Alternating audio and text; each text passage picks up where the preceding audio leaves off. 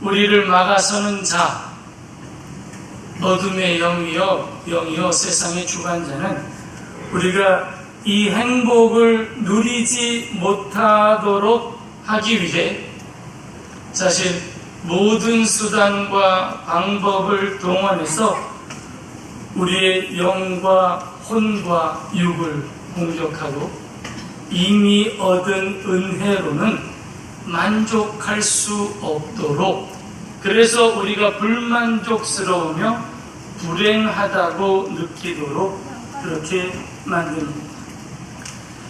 그래서 예수님께서 먼저 그 나라와 의를 구하라라고 말씀하신 것 같아요. 사랑하는 성도 여러분, 오늘 우리가 읽은 이 말씀, 이 짧은 한 구절은 예수님께서 그 제자들과 많은 무리들에게 가르치셨던 산상설교의 한 부분, 산상설교 중에서도 특별히 마태복음 6장 9절부터 13절 우리가 주기도문이라고 알고 있는 그 말씀의 한 구절입니다. 오늘 우리가 어떻게 하면 하나님의 은혜를 깨닫고 행복하게 살 수 있는지 이 짧은 한 구절에서 우리에게 가르치시는 바를 조명하며 깨닫게 되기를 원합니다. 우리가 우리에게 죄 지은 자를 사하여 준 것 같이 우리의 죄를 사하여 주시옵고, 이 구절이에요. 여러분, 죄에 대해서 지난주에 제가 말씀을 드린 적이 있습니다. 한번 복습해 볼까요? 성경이 말하는 죄가 뭘까요? 성경이 말하는 죄?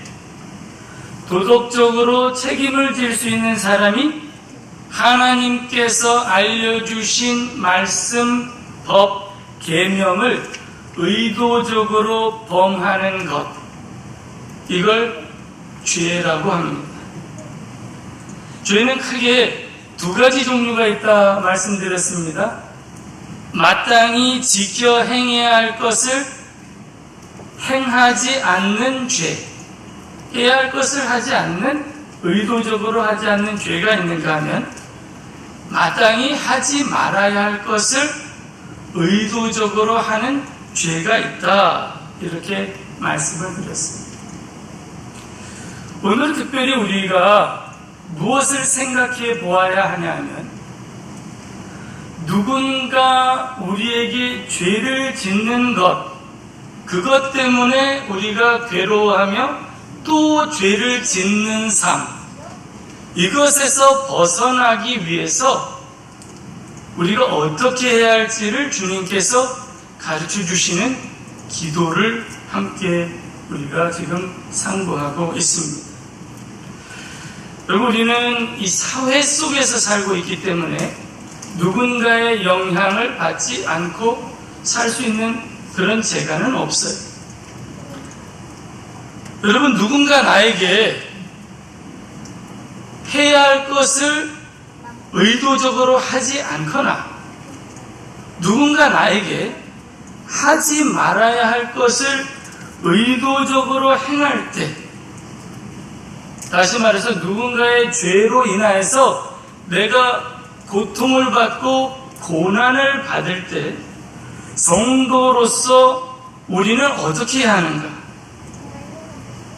오늘 이 짧은 한 구절을 우리가 묵상함으로 주님께서 가르쳐 주신 대로 마음에 새기고 지켜 행할 때 우리가 얻을 유익이 무엇인지 발견하기를 원합니다.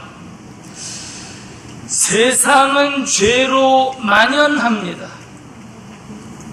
물론 세상의 가득한 죄 때문에 하나님께서 안타까워하셔요.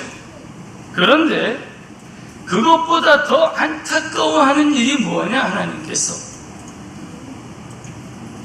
거룩한 백성으로 부르심을 받은 우리, 하나님의 자녀가 된 우리가 그 세상의 악으로 말미암아 우리도 죄 가운데로 행하는 것, 비록 그것이 세상의 죄에 비해서 아주 사소하고 작게 느껴질지라도 하늘에 계신 우리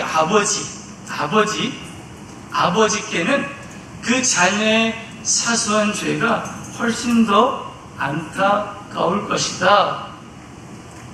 여기 부모님 되신 분들은 다 아마 헤아려 아실 수 있는 이 진리라고 생각합니다. 하나님은 우리가 죄 짓기를 원치 않으십니다. 다른 사람의 큰 죄와 비교해서 내 죄는 요만큼인데 라고 이야기할 것이 아니라 하나님 우리가 어찌하든지 죄를 짓지 않기를 원하세요. 그러하기 위해서 우리가 먼저 해야 될 일이 뭘까요? 기도하라는 겁니다. 여러분, 우리가 읽은 이 말씀이 어디에 포함되어 있다고요? 주기도문.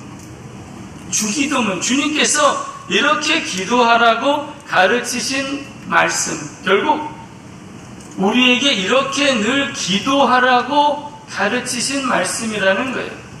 우리가 우리에게 죄 지은 자를 사하여 준 것 같이 우리의 죄를 사하여 주시옵고 기도하라는 겁니다.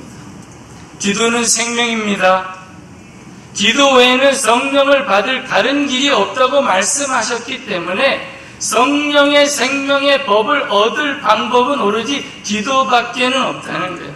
기도는 생명이고 삶이기 때문에 여러분, 성도는 살기 위해 기도해야 합니다. 살면서 기도하셔야 합니다. 사는 날 동안 기도해야 합니다. 그래서 기도는 호흡인 거예요. 이걸 간과하지 않으시기를 축복합니다. 기도합시다. 이렇게 예배의 자리에서 기도하실 뿐만 아니라 여러분의 삶의 자리에서도 사는 날 동안 살기 위하여 호흡하듯 기도하시기를 축원합니다. 주님께서 우리에게 가르치신 기도, 주기도문의 참 목적은 우리가 행복하게 사는 거예요. 그렇지 않겠습니까? 하늘에 계신 우리 아버지께서 자녀된 우리가 행복하게 살길 원하세요. 근데 참 우리는 행복하지 않을 때가 많아요. 참 행복한 삶이 뭘까? 그게 주님 닮은 삶이에요. 즉 하늘 뜻이 이 땅 위에 있는 나의 삶 가운데 이루어짐을 통하여서 우리는 참 행복을 경험할 수 있게 되기 때문에 하나님께서 그것을 위해서 기도하라고 지금 가르치시는 겁니다. 오늘 읽은 말씀 여러분 다 기억하시죠? 다시 한번 해볼까요? 우리가 우리에게 죄 지은 자를 사하여 준 것 같이 우리의 죄를 사하여 주시옵고. 저는 이 기도를 드릴 때마다 참 이상했어요. 이 뜻을 알지 못할 때. 왜? 우리의 죄를 사하여 주신 것 같이 우리도 우리에게 죄 지은 자를 사하게 하여 주시옵소서라고 기도하도록 가르치지 않았을까?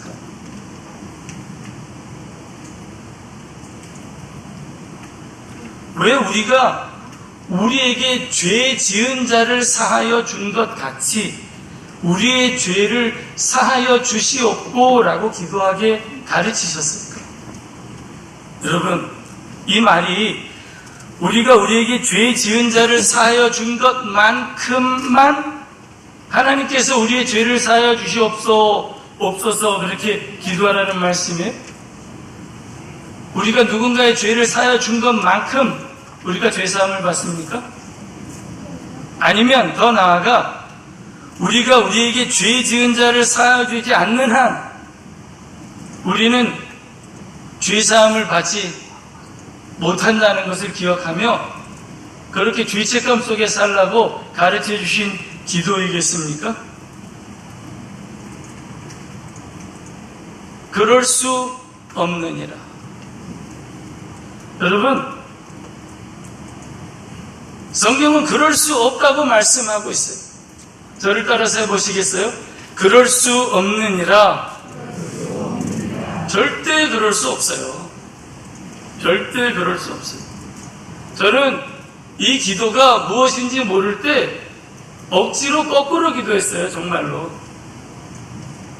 우리의 죄를 사하여 주신 것 같이 우리도 형제 자매의 죄를 할 수 있는 한, 늘 하지는 못하겠지만 그렇게 사하해 주면서 살게 해주세요 라고 기도했어요.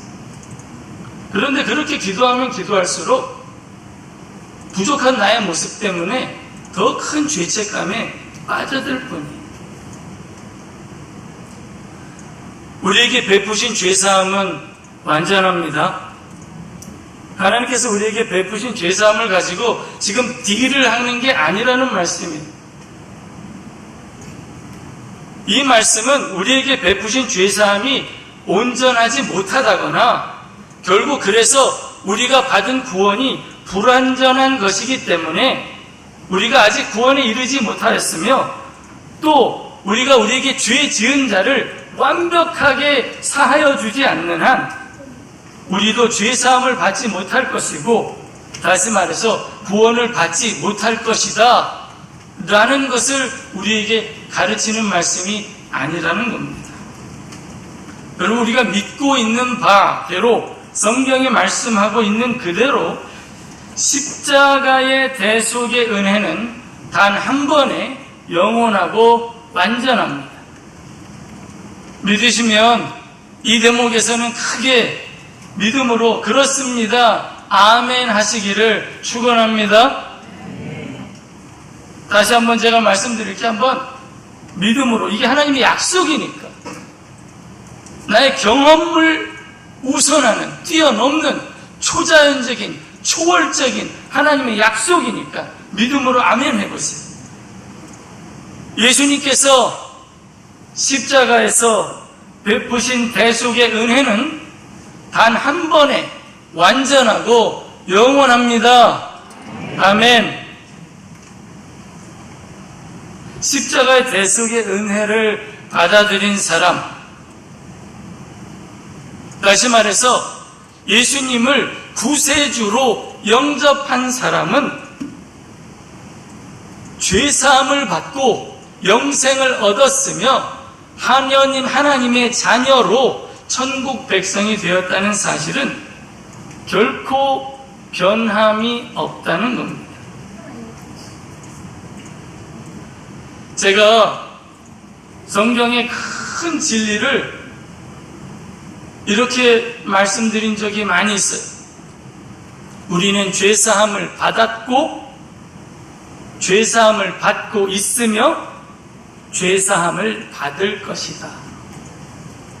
이것도 한번 따라서 해보시겠습니까? 마음에 새기기 위해서 우리는 죄사함을 받았고, 죄사함을 받고 있으며 죄사함을 받을 것입니다. 어떻게 그런 일이 있어요? 죄사함을 받은 것도 이해하겠고 죄사함을 받고 있다는 말도 이해하겠는데 죄사함을 이미 받았다, 받을 것이다는 우리가 어떻게 알아요? 여러분, 그러나 그것이 하나님의 크신 사랑 안에 포함되어 있음을 기억하시기를 축원합니다. 하나님께서 우리에게 베푸신 대속의 은혜, 죄사함에는 크게 두 가지가 포함되어 있다는 사실을 우리는 잘 압니다. 첫 번째, 죄와 사망의 권세 아래서 우리는 건져냄을 받았어요. 더 이상 하나님의 진노와 심판 아래 놓여 있지 않다는 겁니다. 하나님의 자녀가 됨으로써.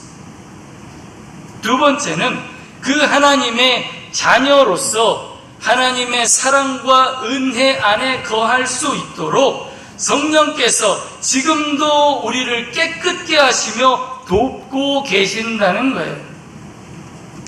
그뿐 아니라 우리를 도와주실까라는 사실입니다. 그런데 왜 주기도문에서 이걸 늘 기도하라고 가르쳐 주신 주님께서 가르쳐 주신 기도에서 마치 우리가 우리에게 죄 지은 자를 사하여 줄 때야 비로소 우리의 죄를 사하여 주실 것처럼 기도하라고 가르치셨을 거예요. 여러분, 여기에서 짧게 세 가지를 우리가 생각해 볼 수 있어요. 정신을 바짝 차리고 무겁지만 여러분 이 말씀을 잘 한번 상고해 보시기를 바랍니다. 이게 무슨 말씀입니까? 첫 번째로 우리도 죄인이었다는 사실을 기억하라는 말씀입니다. 모든 사람이 죄를 범하였음에 하나님의 영광에 이르지 못하더니 라고 하는 로마서 3장 23절 말씀, 거기에 모든 사람에 나도 포함되어 있다라는 걸 기억하라는 겁니다. 따라서 해보세요. 나도 죄인이었어. 지금도 연약해 라고 그걸 기억하라는 거예요. 나는 달라가 아니라 나도 죄인이야. 두 번째, 동시에 그 아들 안에서 우리가 속량 곧 죄사함을 얻었다는 사실, 즉 그의 긍휼하심을 입었다는 것을 기억하고 인정하라는 말씀입니다. 우리가 아직 죄인 되었을 때 주님의 긍휼하심 때문에 용서함을 받았다는 사실을 기억하라는 겁니다. 그래서 어떻게 하라는 거예요? 우리가 먼저 용서해 주려고 할 때 누가 우린가에게 죄를 지어요. 근데 내가 그걸 용서해 주려고 할 때 그 용서할 힘을 하나님께서 베푸시기를 소원하며 기도할 때, 또 더 나아가 그 힘으로 누군가를 용서해 줄 때, 아직은 참회함으로 용서받을 자격이 없지만 끝까지 용서의 기회를 베풀려고 애쓸 때 비로소 우리가 아직 죄인 되었을 때 받은, 또 지금도 연약함 가운데서 죄를 범하고 있음에도 불구하고 받고 있는 하나님의 긍휼하심을 깨닫게 된다는 것을 지금 이 기도를 통해서 우리에게 가르쳐 주고 계신 거예요. 손가락을 다른 사람을 향하는 것이 아니라 나를 향하시.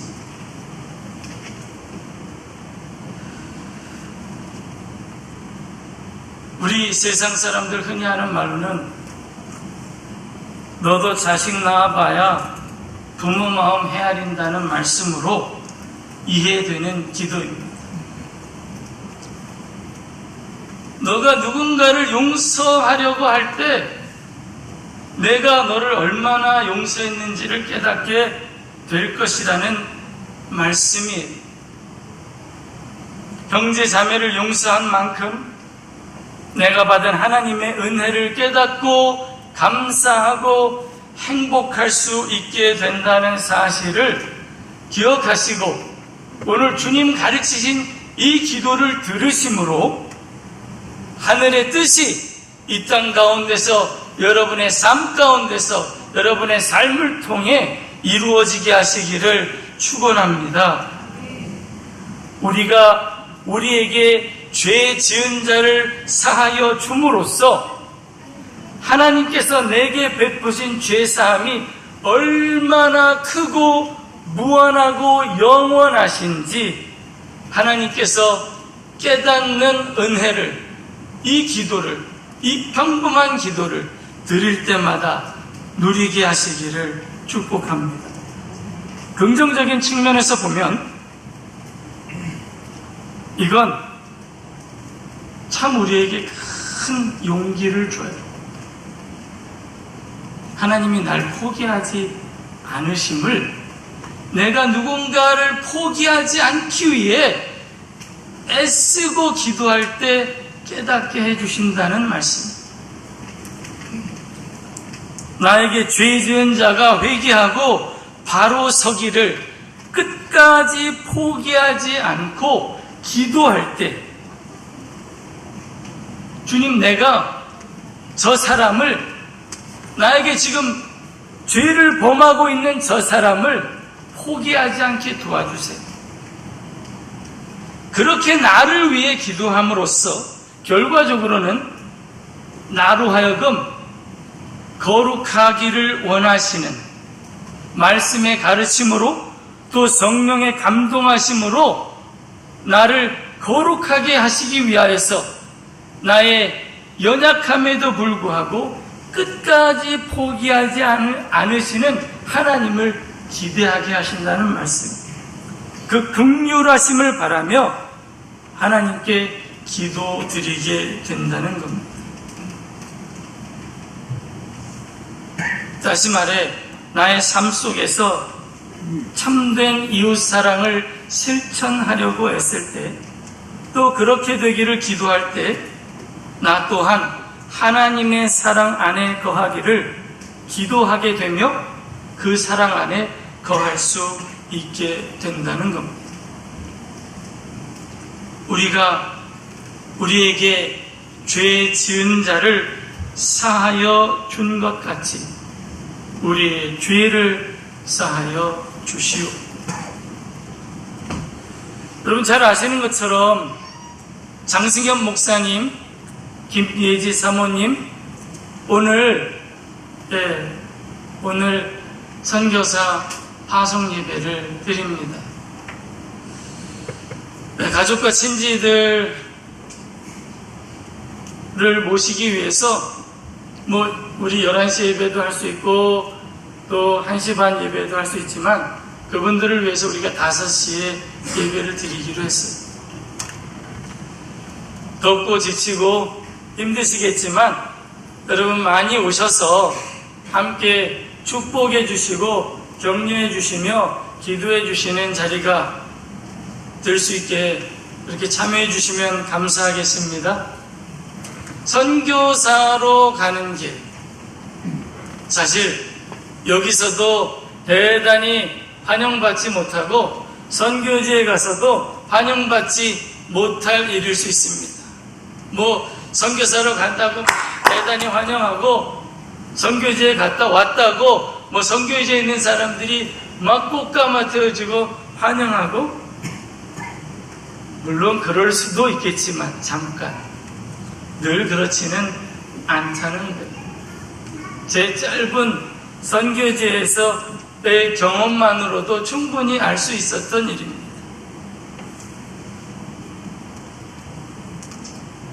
선교지로 떠나시는 두 분을 축복합니다. 자신들에게 상처를 줄 수 있는 사람에게 다가가 사랑을 베푸는 일은, 또 사랑을 베풀려고 하는 일은 참으로 위험하고 도전적인 일이에요.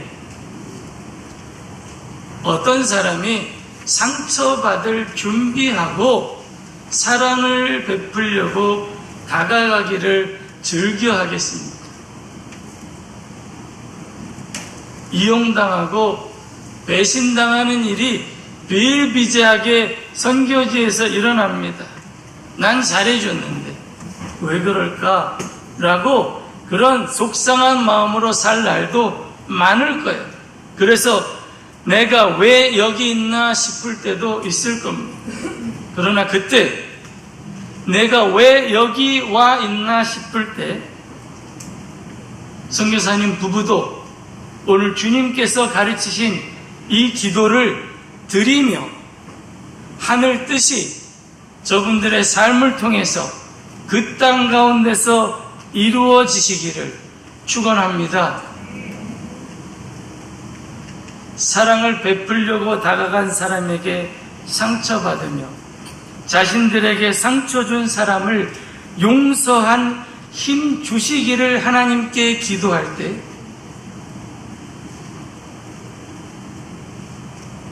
그보다 더 큰 상처를 우리 아버지께 드린 나를 용서하시고 지금도 나를 품으시며 사랑하시는 하나님의 사랑을 깨닫고 감사하며 행복할 수 있게 될 줄 믿습니다.